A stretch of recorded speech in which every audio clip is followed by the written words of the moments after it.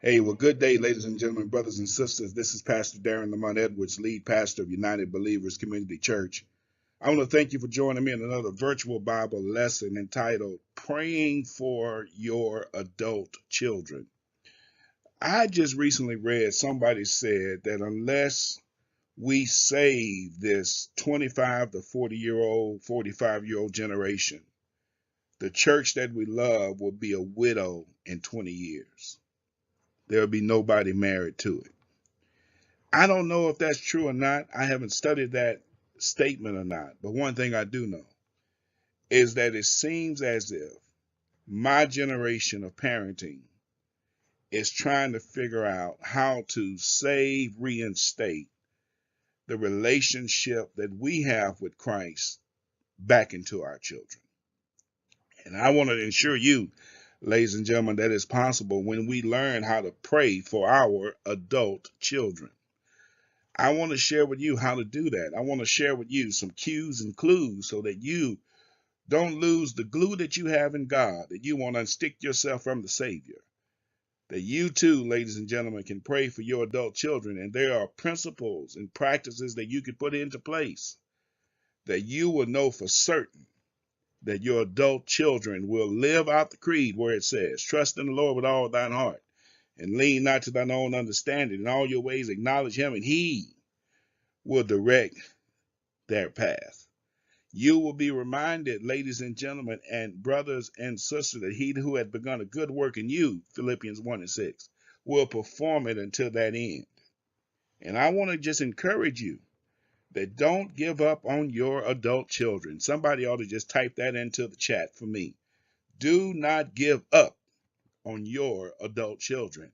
Listen, you put some good stuff in them, and then they have to work it up out of them. But you make sure that you put it in them.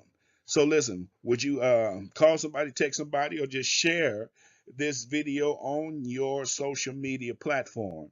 And let's get into what do we do to pray for, to ensure that our adult children will move in the path of righteousness, that we planted that thing in them, and when they get old, they won't depart from it. Let's get into it. It's a serious matter. Many of you are suffering trying to figure it out, and I believe we've got some answers. Let's go. So the battle begins, and that's what you got to say. If you have adult children, you've got to say the moment that they start talking like they're grown, the battle just started. In Nehemiah chapter 4, verse 14, it says, remember the Lord who is great and awesome, and fight for your families, fight for your sons, fight for your daughters, fight for your wives, fight for your homes. Fight, fight, fight, fight. But first, remember the Lord. Because if you go into it just trying to fight without remembering the Lord, your fight will become faint. If you don't remember that this is the Lord's battle, and he is great and awesome. Let me show you. So the battle begins. And the first thing you must do is bless your child and release your child. Did you hear what I said? You've got to get to the place where you release that child to experience the Lord through life lessons. You got to release that child. You cannot save that child from every adversity they come up against. Then let that adversity push them towards the Almighty.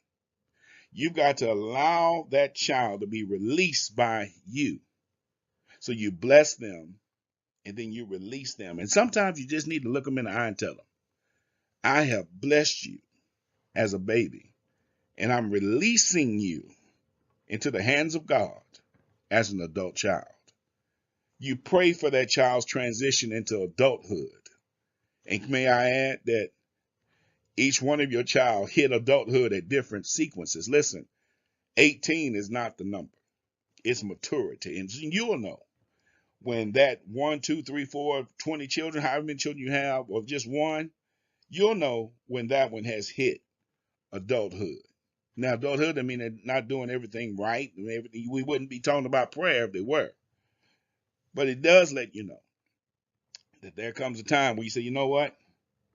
They have moved beyond my capacity to continue to overarch them. I'm always going to be their parent, but I'm not going to be that overarching agent anymore. That's God's responsibility. Now, let me see if I can explain to you like this.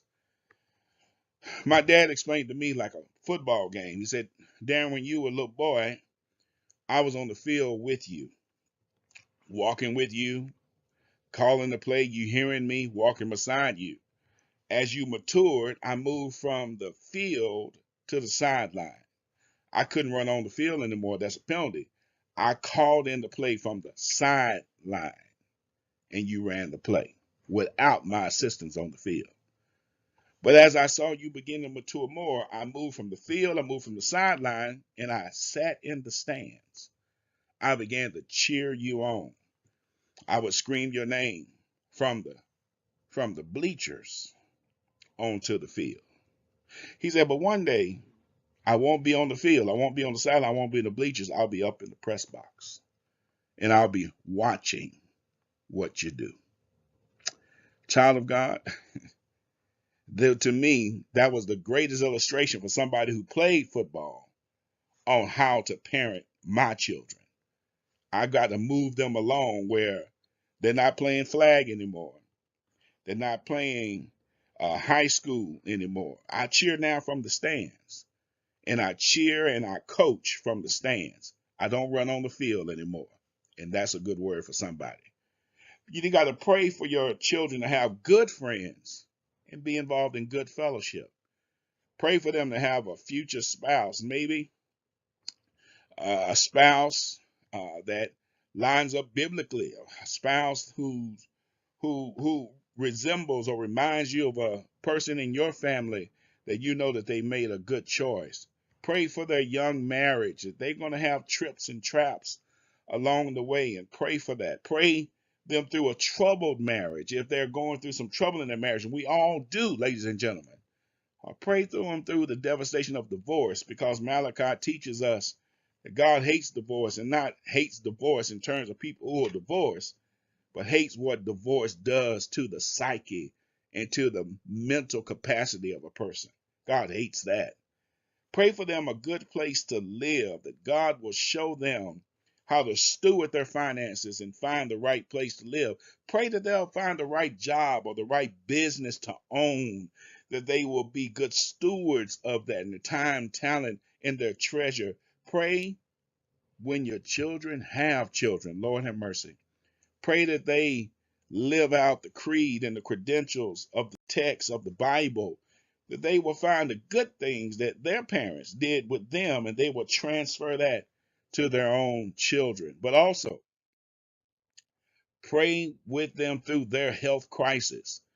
All of our children sooner or later will hit a time of health crisis like much of us today. We understand health crisis and health challenges, and they're still young guns, and they may not think that they're Superman or Superwoman, but they will have a health crisis, and you got to pray with them through that. Pray with them through mental and emotional health. Yeah, they know something about that. We're dealing now with not only trials, troubles, and tribulation, but we've added another T, triggers. And we got to make sure that we help our adult children handle the triggers of life. It seems as if the devil now, he cannot infiltrate my body, but he can infiltrate my mind. It seems like he's messing with the minds of believers. And we got to pray for them for protection from harm, that God will be a fence all around them. And pray when they go through job loss and financial difficulty, and not become an enabler. Parent, not become an enabler. You're not supposed to save them out of every storm. You pick when you choose to help them. Because as long as you help them out of everything, they never have a reliance on He who helped you, which is God. And I'm not going to play God for my children. Pray for them through struggles of infertility. They want to have children, but maybe there's some type of health condition that's keeping them from that. Pray for strength to resist a party culture. It's all right to have a good time, but don't blow your money trying to be funny with everything and everybody. Pray for protection from sexual sin and the issues with that and STDs and all the different diseases that are out there. Pray for recovery from addiction. Pray that nothing takes over or overpowers your child. Pray for them to have a healthy spiritual mind and capacity in Jesus' name. Pray for them when they are prodigal, when they have left the house, they have left your tradition, they have left the culture. Listen, the question really becomes, is Jesus enough for them? That's the question you need to ask them. Do you believe Jesus is enough? And if you believe Jesus is enough, he can handle everything that's going on in your life. And parent, you've got to remember, you put some good stuff in them. And so don't you shrink back because they are falling back. You stand firm on what you know you placed into their lives. Let me go further. So here's the good news. The good news is that the same God who watched over your kids back then is the same God who's looking after them right now. The same God you said, Lord, protect them when they sleep. Now lay them down to sleep. Lord, and protect them now that they're not in my house and they're not in my care and they're not under my watchful eye. Lord, if you took care of them back then, please take care of them right now. Here comes the prayer principle. You see it? The things you give to God in prayer, your worries, concerns, and needs, are the ties that bind your heart to his. Our struggles are entry points to get into the heart matter of God. Let's go.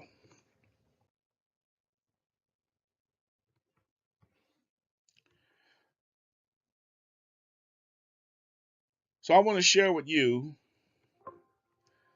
my prayer for my adult Edwards children. Here's my prayer. I pray they will grow to know Jesus Christ personally, completely, and intimately. I pray that they will understand the power of these verses and claim them over their life. What's the verse? For I'm sure that nothing will separate me from the love of God, not rulers, not present things to come, no powers, no height, no depth, nor anything under the sun will separate my children from the love of God. I pray that their lifelong journey of faith finds them only in the very center of God's will, and that they will find peace and contentment nowhere else but in the will of God. I pray for my children. I pray for my children they will discover God's all sufficiency and provision for their daily life, that they will recognize the truth of James 1, that you will go through struggles, but God is going to give you extreme joy. That they understand that every good and perfect gift that comes into life comes from God, not from your business, not from your acumen, not from your academic study. It comes from God. I pray that they will always find themselves complete in God and understand who God says they are, that they don't try to define themselves by Hollywood, but by the Holy Word. I pray that they will pass the truth of God's character and his steadfast love on to the next generation. Remember your mom and dad and the great things that your family tree have taught, but more than that, pass the truth of God's character and love to the next generation. So those are my prayers for my adult children. You can incorporate them into yours.